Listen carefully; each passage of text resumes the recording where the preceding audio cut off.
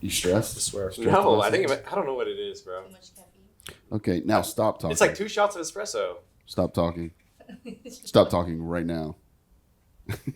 I saw that when I would talk, it would pick up on your mic a little bit, so I was trying to take that out. Oh.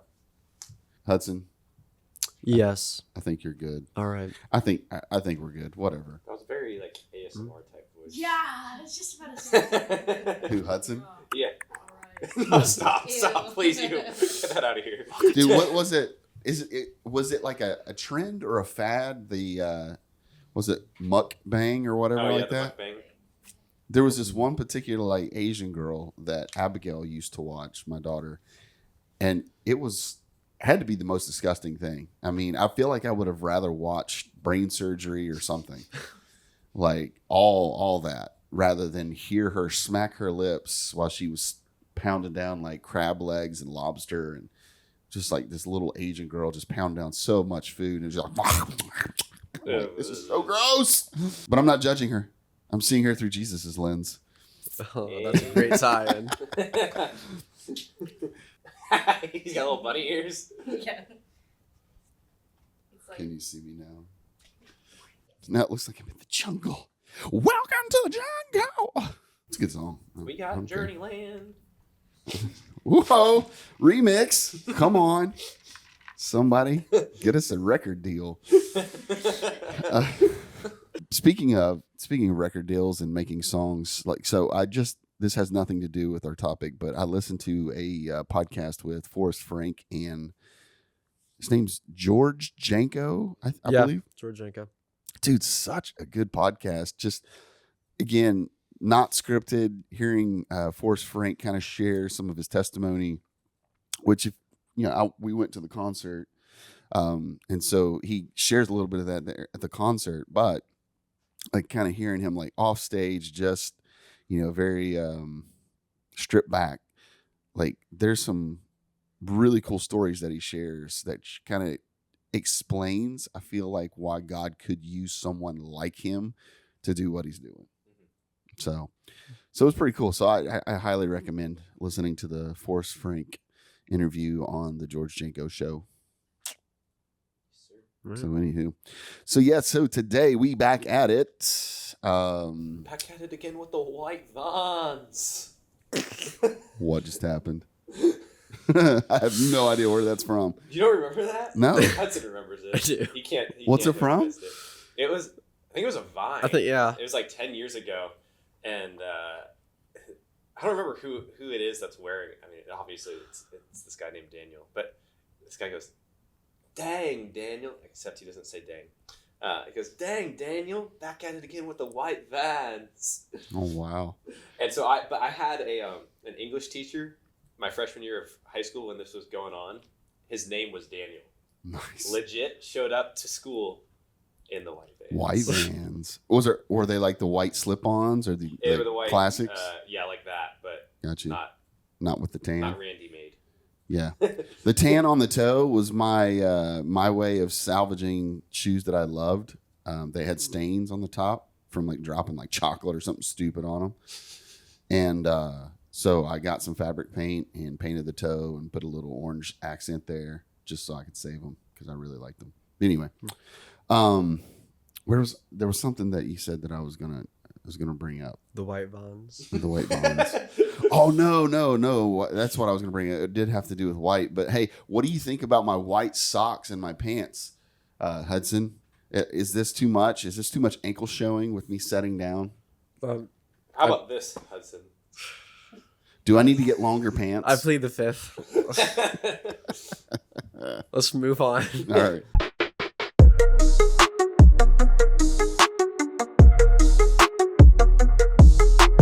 All right, so today's episode is going to actually be answering a question that was posed to our youth group almost, I would say, Probably close to a year ago. About close to a year ago. We had given students cards, and we said, what are some things that you would like for us to talk about and help you gain a biblical perspective on certain questions? And there was a lot, like a huge amount of questions concerning like anxiety, depression, things like that. Like most all of the cards that was given back as we went through, and they were anonymous, had a lot to do with that. And so partly why we were covering a lot of what we were covering in the mental health episodes. But this one in particular was a little different. And it said, how do you not make assumptions about people without knowing them? And how do you, so it's kind of like a two-parter, like how do you see them like Jesus, pretty much. And so today our topic is going to be how to see people through the lens of Jesus. Because let's just be real. It's hard oftentimes to see certain people through the lens of Jesus. Would you guys agree? Yes. This morning on my way to work, I struggled with seeing someone through the lens of Jesus. All I saw was hate and rage and wanted nothing more than a cop to pop out of the behind the bushes and chase them down and put them in jail because they were driving like a dummy. And so anyway, so it's a very real thing. And back when I was in high school, middle school, high school, like this was really hard because you did see the people either from the way they were acting, from things that they said, how they presented themselves. It was really hard to not judge them, if I'm being honest. So let's kick it back. Let's take a flashback in each of our lives. Was there a time in your middle school, high school days where you struggled with judging someone without knowing the individual and the context of, where they were from, their background, what they were dealing with at home?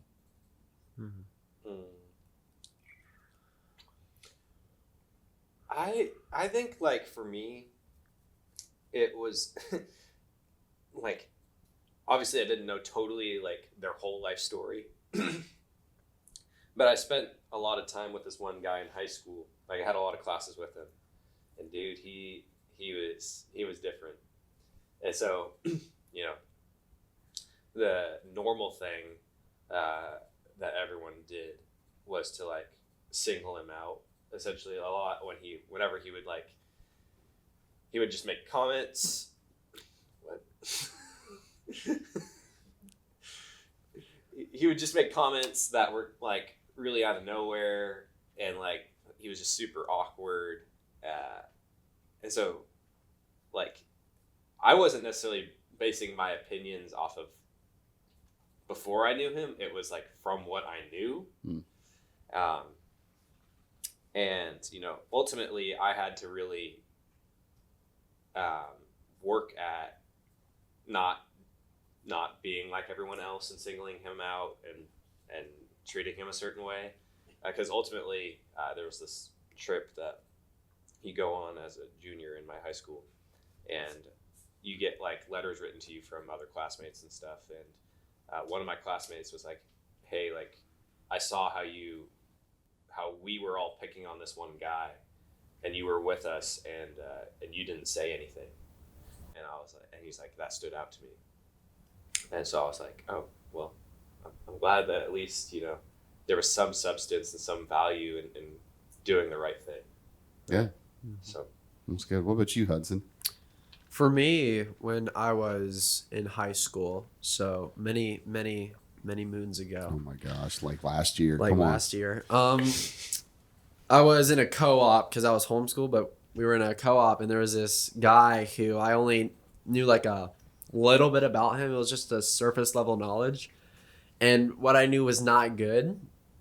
And so I based assumptions off of him, like, okay, so from what I heard about him and what he claims that he is, which is a Christian, but then the things that I've heard about him do not seem to align with the Christian like standards, I guess. And so like going in meeting him, I just kind of had this idea of, okay, this guy isn't really Christian. And in the end, I will say I don't think I was very wrong about that, because he was definitely what people had said. But like, thank God that You know, 1 Samuel 16:7, God looks at the heart while man looks at the outward appearance. So like I saw what he was doing, and while it did not align with the Bible, like only God knows his heart. And so I think that hopefully, I don't know where he is right now, but hopefully he has really dedicated his life to Christ. That's good.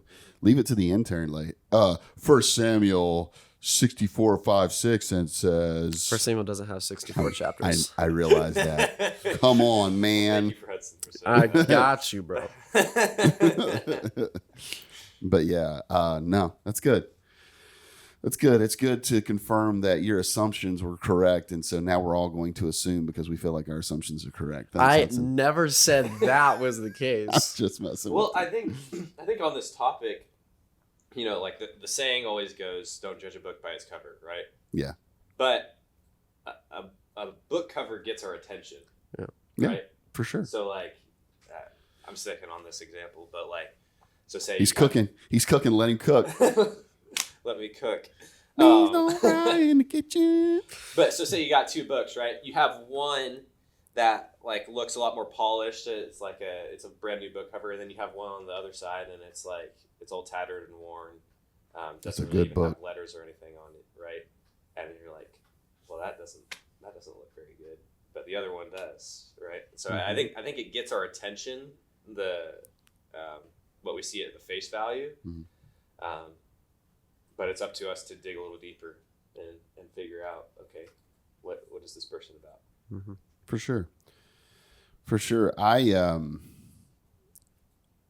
It's one of those things of like, you see, like you said, what's on the outside. So we'll talk about the cover, the actions, the words that they speak. I mean, it does reveal things. And so on one hand, I can sit there and make a decision based on what I'm hearing and seeing, especially like in high school. It was like, they're a bully, or they think that they're all that, you know, they think they're, is that even a term anymore? They think they're all that. I think so. Okay. Yeah. Because we used to say they think they're all that in a bag of chips. My and- mom still says that. I It's say all because that in a we're in the bucket of same chicken. generation. All that in a bucket of chicken. Yeah. We used to say Cool Ranch Doritos, just because at the time Cool Ranch Doritos were fun. But all that in a bag of Cool Ranch Doritos. That old. Okay. Oh no. I'm just Are the you guy. making assumptions right now? I'm just the guy on the podcast that's gonna get one good roast in per episode, and it's always targeted at Randy. Last time it was the bowl cut. Oh, This time it's your age. He said, "Now I understand why you got bullied." That was crazy, man. That's so funny. See, people are assuming things. That's why they bullied me. Anyway, because I had a bowl cut. But anyway, so like people who thought that they were like, you know, Something else. like, hey, look at me. Ooh, look at me. Anyway, so you look at those people and go like, I automatically do not like that person. But I think what happens is, even though you can look at someone's outside actions and say, wow, like whatever you're doing is not reflecting what I see in the Bible as Christ. But what we can also look at is throughout the Bible, how Jesus encountered people who did not reflect that of Christ. Obviously, no one was a Christian until Jesus died on the cross, right? Yeah. But his time on earth, there were people that he encountered that did not look like the kingdom that he spoke of. And I think that's where we dive into, like, in spite of the actions or the words that someone is speaking, there's something deeper.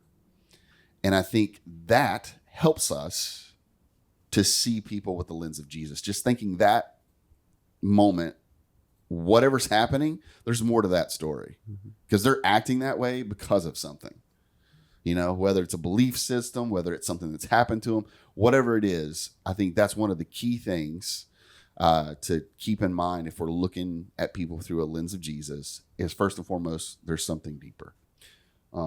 But yeah, so for you guys, making assumptions, like when we'll dive into this, we won't dive into it too much.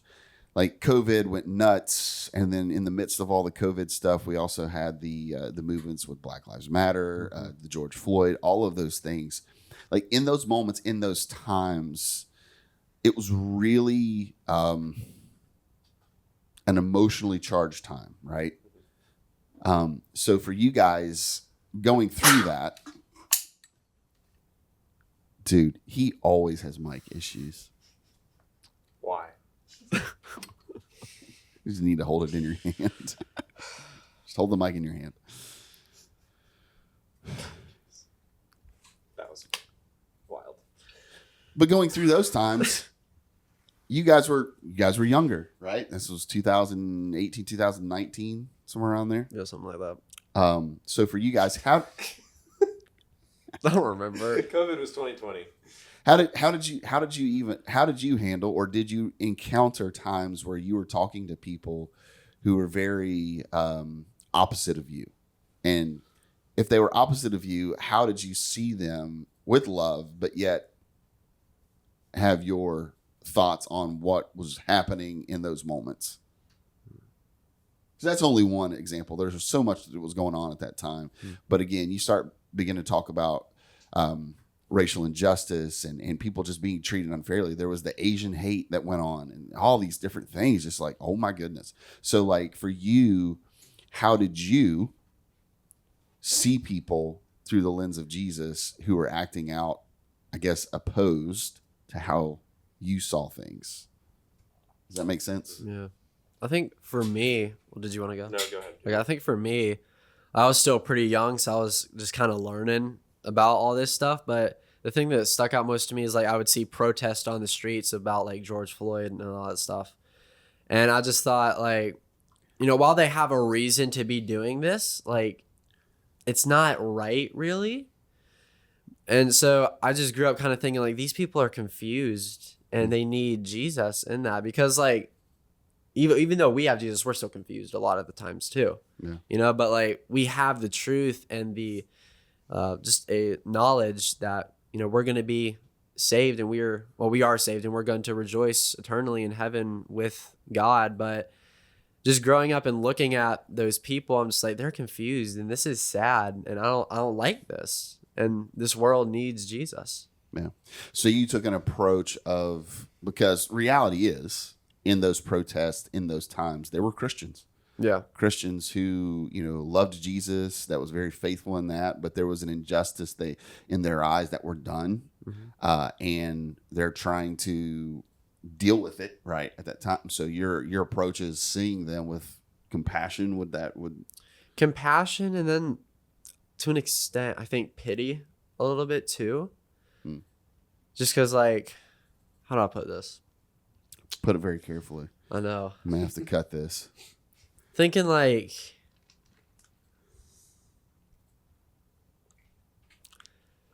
kind of like, I have something right now that they don't, but I hope that they do, because I have the love of Christ living in me, and a lot of the people there at the time didn't. I hope they do now. But like, just thinking I have something that they don't, and like you can see it kind of in our actions. They're doing this, I'm not. But I guess I just kind of pitied that, and that sounds very wrong to be saying. Well, here's what we'll say though. I hear what you're saying, because what happens is throughout that whole process, and especially anytime there's this injustice and there is a protest that happens, there is a group of people who are genuinely there to see justice served where there was an injustice, right? There are people that are dealing with grief in those moments. And some of those people are dealing with it in a healthy way, but they're there to stand for what they believe in, right? Whereas there are also groups of people within that whole same process that were dealing with their grief through anger, through riots, and doing things that most certainly should not be done, right? Yep. So it gives you the full spectrum of kind of how people process, the lens that they're using to see certain things, and then, you know, realizing that not everybody can be lumped into, right, one category. And I think it goes back to understanding, like, we're all different. We're all in this life together on this journey. And it is a, what's Chris doing? He was singing, "We're all in this together." Oh my word. Is that from High School Musical? Yep. Yes. Okay. But yeah, so we're all in this together. So it goes back to we live in a fallen world, and the way people act are not always going to match up with what we see in the Bible. And so how do we as Christians view that and process that in a healthy way, right? And so, but yeah, it's good. Anything to add, Christopher? When you maybe not even, it doesn't even have to be that particular topic, but like just an injustice being done and the way people act and how there's this polarization that happens at that time.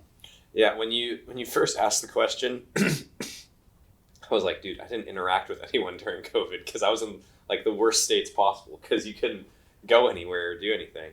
But no, I think the example that came to my mind was, so my sophomore year of college, this was 2021. So COVID was kind of like, it wasn't gone, but it was like gone on the East Coast, I would say. Was it Florida gone? It was Florida gone for sure. But in California, it was still very much there.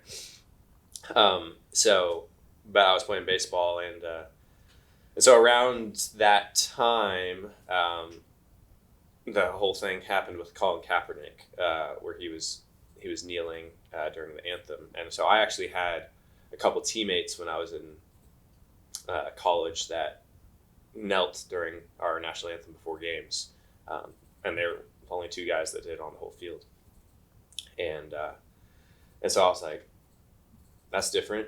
Like, it's not something that I would do, but on the same page, like, they're still my teammates, and like I know, like, they still, like, Jesus still loves them, right? Mm-hmm. And like, even if our decisions are different, our opinions are different, like, Jesus still loves them. Yeah, for sure. So, for sure. Jesus loves the little children, all the children of the world, red and yellow, black and white, they are precious in His sight. See, come on, we need some more stuff like that. Exactly. Come on. Bro. But I think, talking about this particular topic, really getting into a student's world, is like, you're in high school, you're in middle school, and you've got all these different groups of people, and it's like, this particular group doesn't do nice things to you. Like, in those moments when people are not doing nice things to you, how do you still view them with the eyes of Jesus? Mm-hmm. I think nowadays, for me, just like maturing, the biggest sort of, I guess, oppression you could put it is at college with like this idea of Calvinism and me being the only one there that does not agree. And so do you really feel like you're the only one that doesn't agree? No, I am the only. I'm dead serious. Out of the 200 students this past year, I am the only one. They let you in this college because they were like, we're converting him. We're converting him. One of my 99 to get the one. One of my references was like, I said all the worst things about you, so they're going to see it as a challenge and they'll accept you because of it. I think it's true. But like, they have these different viewpoints, and that leads to a sort of oppression. And obviously I'm using that term very loosely. But like, our arguments sometimes get heated. Not a lot, but there have been a few. But having all these people kind of have each other's backs, and then there's just Hudson. And so the thing that I remember in those moments when I'm getting kind of ganged up on, I guess, is that we all believe in one God, and we all believe that Jesus Christ came to die to save people from their sin. Who are those people? That's the debate topic. But we all believe like in the primary issues, and that's what matters. And I see them like, you're a sinful person, so am I. Yeah. Jesus came and he died for us. Like, let's rejoice in that. Yeah. Yeah, it's good. I think when there was something Randy, something you said that like came to my mind, like seeing people through the lens of Jesus, right? And specifically, what came to my mind was, I don't remember if it was an actual painting or image, or if like we were just picturing it in our heads during this one message.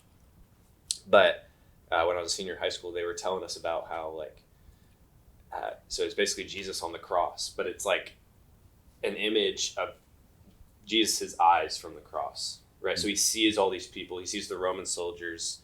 He sees the people that have betrayed him. He sees his disciples. He sees Mary, right? He sees all these different people, and like the whole point they were trying to get at us is like he's on this cross, even though he did absolutely nothing wrong, and he still looked at all these people with love, right? Yeah. And it's such a crazy concept to think, because he's in this excruciating pain, and but he knows what his purpose is, right? And that was for the forgiveness of our sins. And so Jesus is his point of view for us, like to be able to look through Jesus's lens. It's not something that in a complete form that we could ever do, right? Because he's God.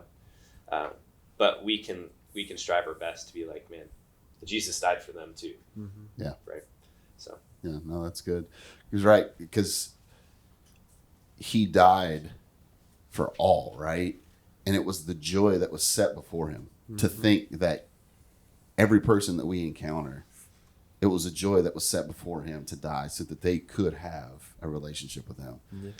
I think that's, so we talk about our own personal experiences, but if you look in the Bible, and especially the life of Jesus through the Gospels, all his interactions with people that were marginalized, minorities, living a lifestyle that was not to the standard of a religious leader or anything of that day. Like, his interactions with those people were always compassionate. He met them where they were at. And I think on one hand, we can look at that and go like, oh, well, we accept everything, right? Well, no. He met them where they were at. He looked on them with compassion. Like, it's just like people knew Jesus because his interactions, they were like, this guy, we've never heard anything like it. The authority that he speaks with, like, there's something different about this dude. And then you throw in the mix that he's going around healing people. He's setting people free from demonic oppression, demonic possession, all these different things, right? So, like, he has substance behind what he's speaking. And then he goes and he speaks to these just normal, everyday people who are struggling, or in the eyes of society, right? They're different and we don't want to associate with them. And he says, I see you. Go and sin no more, right? Yep. And so he meets them where they're at, but he says, look, there's a different way. There's a better way. And go and do this, right? Go and sin no more. Do as I have done. There's all these different things that he does. One of the groups that he's harshest on are the religious leaders of that time. Yep. Right? And so for us, looking at people through Jesus's lens really is meeting them where they're at, right? Yep. Accepting that he died for them too. Yeah. And that there is a story behind whatever action, whatever thing that they're doing that we could maybe help understand and help, or just be able to look at them a little different. Now, does that mean that we have to associate with them and be in their life and they're our best buds? No. Right? That's not what we're saying. But I think being able to see people with the eyes of Jesus takes that meeting people where they're at and understanding that just like us, there's some imperfections that we have as well.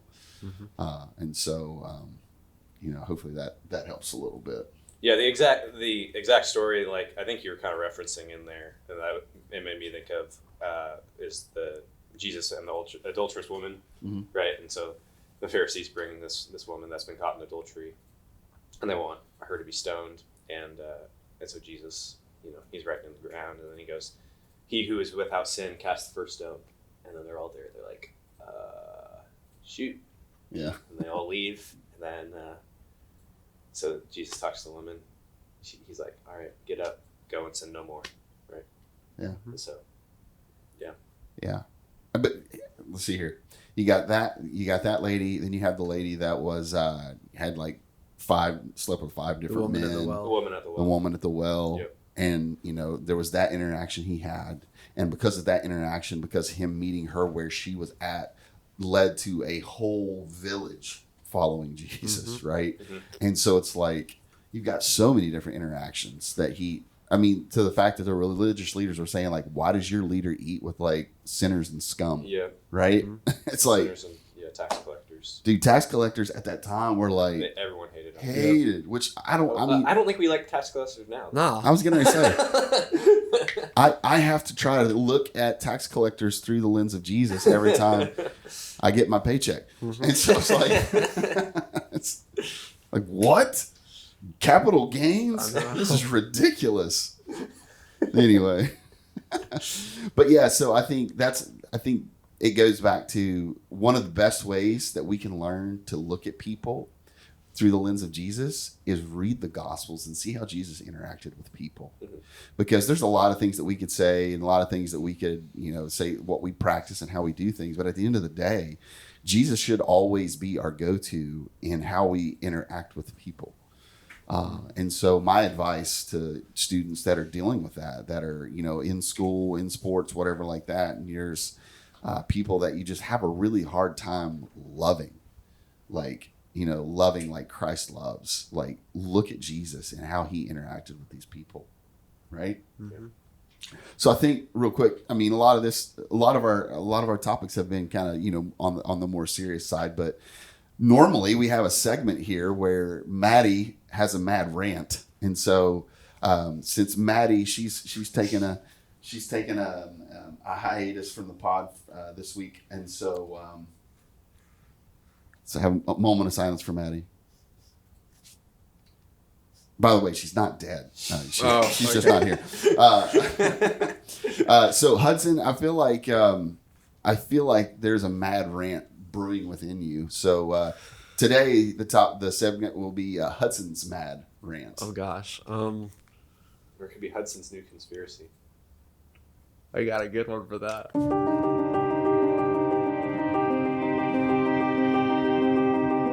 I have one when you're done. Okay, so there's this theory, and I'm sure you guys have heard it, but the idea that the moon landing was fake, right? Now that's not the conspiracy theory, but I was talking with somebody. You threw out the word theory. I just want to be clear. We're talking facts here. Okay. Wait, you don't think that? We won't get into that. But we'll get into it. But I was talking with. I will look on you with the lens of Jesus, but we'll get into this. I was talking with a friend from college, and we were talking about the moon landing. Was it real or fake? I'm on the side of yes, it's real. He was on the side of no, it's fake. And this guy comes up and he says, "Wait, y'all think the moon is real?" And so, a new conspiracy theory I've learned is there are people out there who do not believe that the moon is real. What I don't know what they think it is. That's what I was going to ask. So I asked him so if the moon isn't real, what is it? And he's like, it's a projection. Oh. So like a movie theater projection on the sky. He was like, yeah, something like that. I don't know. I've got to look on these people with the love of Christ because my lens is totally skewed right now. I'm just like, yeah, you got to be kidding me. A projection. It was the most out of pocket thing that I've ever heard. Just somebody coming up and saying, y'all believe in the moon? Yeah, because they definitely had projections thousands of years ago. So, okay, let's go back to the moon landing situation. Oh boy. Because Get ready for this.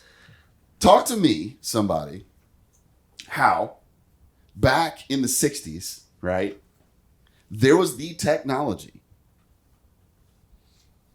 to go to space, not just space, but the moon, and have contact with the astronauts that are on the moon.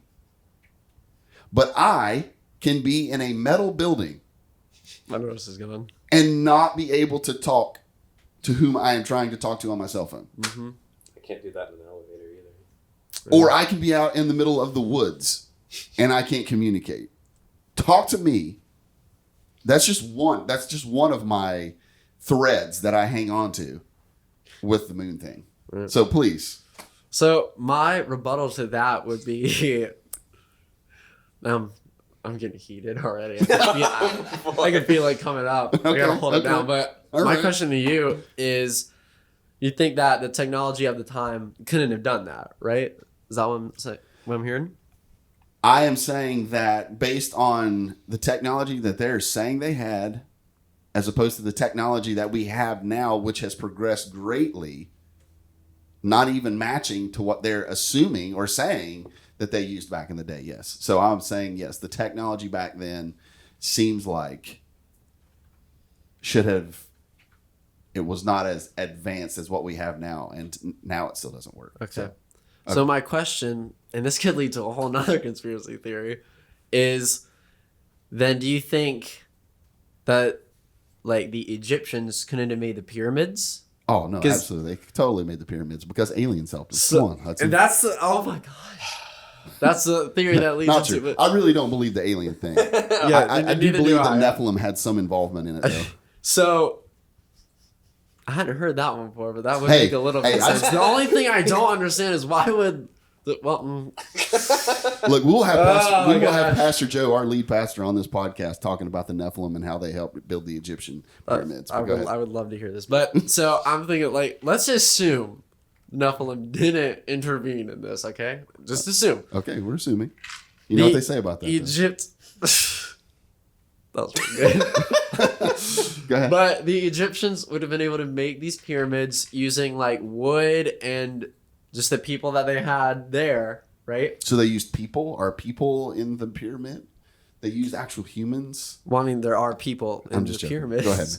But so they made these incredibly large things, which are really considered kind of impossible even nowadays, really. Sure. But they were able to make them, and again, we're assuming the Nephilim weren't there. Okay. But they were able to make them just human, like with their limitations, you know? Yeah. Fast forward a couple thousand years, now we have the world as we kind of know it today with like more advanced technology compared to then. Mm-hmm. And we have like rockets and things like that. Yeah. So over the course of those thousands of years, you think it isn't possible for Egyptians to be able to make the pyramids? You think it's possible for people to be able to send a rocket with people up to the moon and have like still a connection with them? Yes. Okay. This is just the part where I'm like, Jesus died for you too. Okay. Listen, man. Listen. Where when they shut it all down, like where was the moon? Like nobody was going to the moon. How come we couldn't get back to the moon? How come NASA couldn't get back to the moon from when we first landed on there till now? We went back. Did we? Times. No, I'm saying like those moments where we went to the moon. Yeah. Right? That gap in between when it all stopped until now, like we're just now sending rockets back up into space, right? With SpaceX and all that. Yeah, NASA said where's the moon? Who's going to the moon? Nobody sent anybody to the moon. Again, technology has progressed so much more. Why can't we send somebody to Mars already? Well, come on. So I'm thinking like you send somebody to the moon. Yeah, you did it. Now let's deal with the issues we have here on Earth, and our taxpayer dollars go to that instead of sending some guy. And now we're talking about humanitarianism or something. Like I know. That. I'm talking about going to the moon. Listen, we understand that you want to go to the moon. I don't want to go to the moon. I'm just saying. You want somebody to go to the moon. I'm just saying I don't know that we did, but that's just my hot take. That was a good rant, though. I appreciated that. I'm glad you enjoyed it. Yeah, that's really good. Yeah, next episode we're talking about Nephilim. But, boy. I'm looking forward to that. Dude, have you did a little deep dive into that? I took a class on that. Really? Yeah. Okay. That's really cool. I barely made it out of that class alive. Why? Because you were so heated? Well, no. This isn't. We weren't talking about the moon landing there. Okay. We were talking about like the Bible and stuff. But like, it was a lot because the Nephilim are weird. Oh yeah, no, absolutely. The whole origin story of where they came from, but then their line, and then you got Goliath, and then what his line came from. He had brothers. There's so much. It's so cool to think. I don't know, like, if they're out there sometime today, like living in caves and whatever. I don't necessarily believe that. So maybe instead of going to the moon, we should be looking for that. Hey man, you know what we should be doing? We should be saving the world from hunger. But who am I? I'm just the youth pastor in Ormond Beach, Florida. So, all right, that was a good hot take. Kudos, Hudson. Kudos, Hudson. Good hot take. I didn't hear any applause from behind the cameras. Thank you.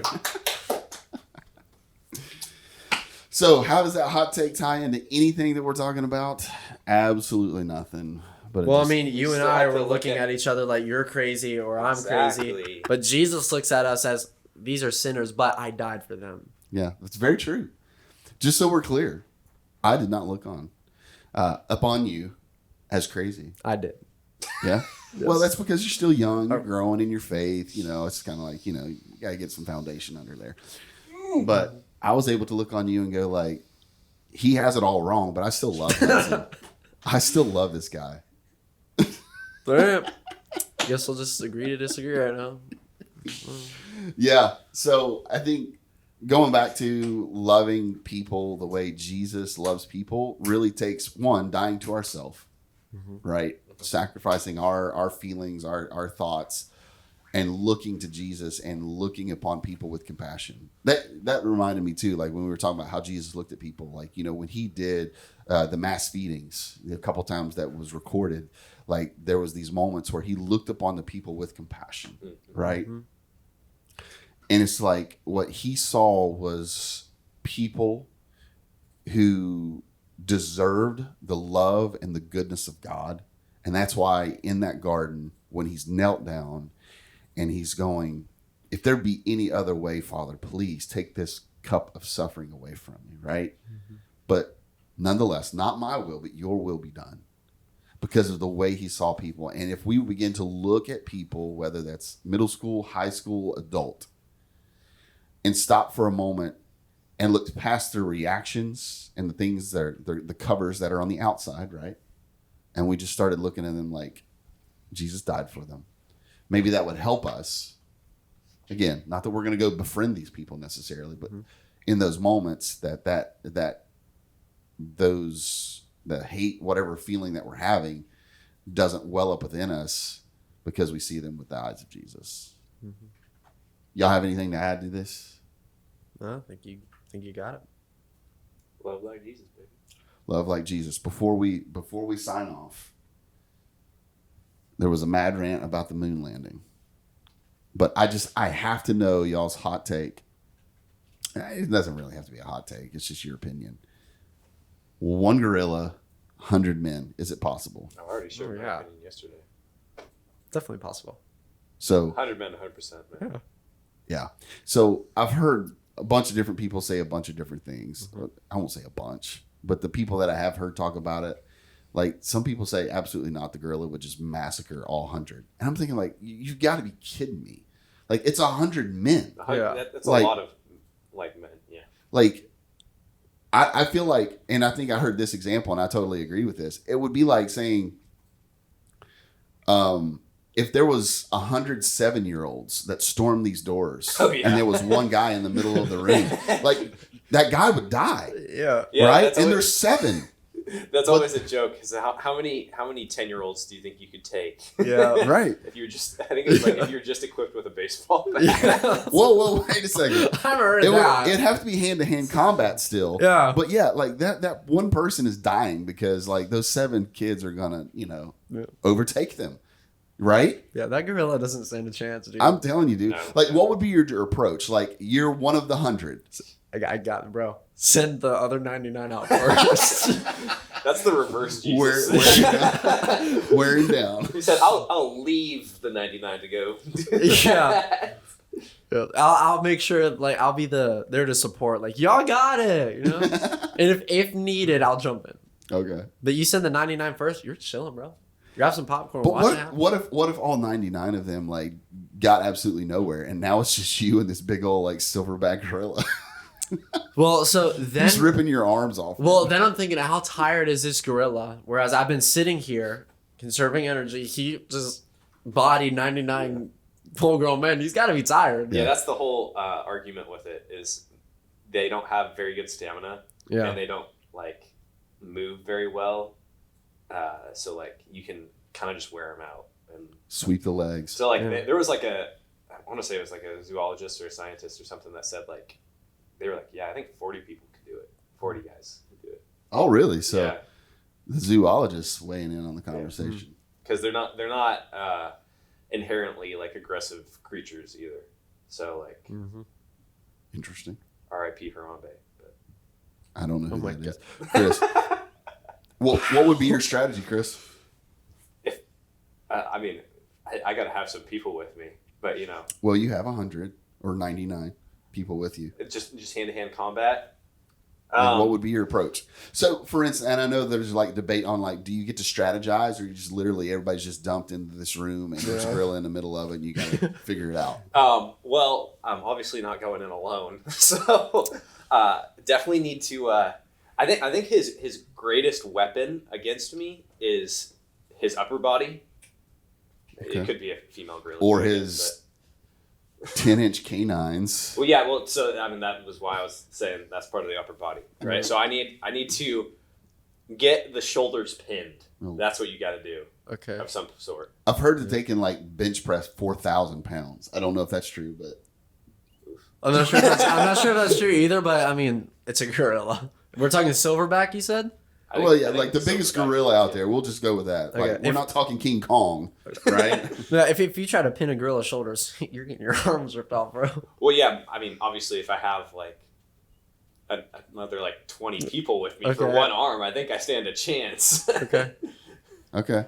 Because like we've seen, I don't remember how many people it took, but I saw a video recently. It was like a whole bunch of people worked together to like move this car off the street. Oh, yeah, I've seen that. Yeah. So I think if enough people go in at the same time, like the only thing is you're gonna have to like keep the gorilla from like trying to just like slap you and just like knock you out. So like I don't know, you gotta have some people that are like a little misdirection. So funny. Lots of strategy goes into this. I really like the ones where it's like the draft of the 100 people that you would Yes. put in this. Yeah. People putting like John Cena in there and Oh, like no. Mike Tyson. Yep. And like all these different people in there that would That's just funny. go absolutely ham. But I would totally still like. I would go with a just average everyday like guys, just 100 dudes in a room with a gorilla. But that was, you said something about just like getting slapped in the face. I just, in my mind, I'm just slapped that first guy that just gets too close. Boom. there was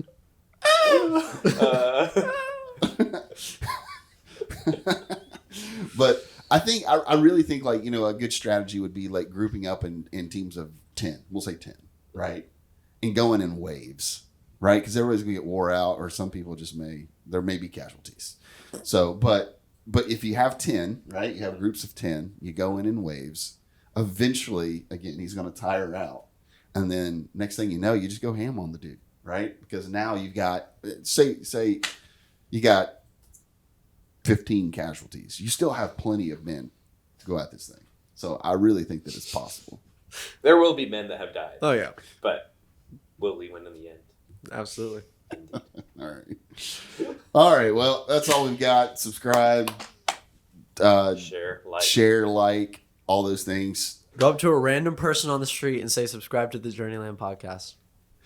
We want to do this not because we think we're great. We want to do this so that we can begin to get more content out to students that actually will be able to either, one, be entertained, but also the most important, to be able to gain some type of wisdom and knowledge to help themselves through life with Jesus, right? Yes, sir. All right. Well, so that is a wrap for this episode. We have a special episode that will be coming out. It's going to be like a half episode. So it will be called whatever. Are we at episode 8?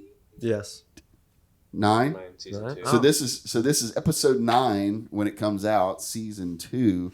So this would be like episode like 9.5. so enjoy that. Thank you guys. We love you guys. Deuces. Later, y'all.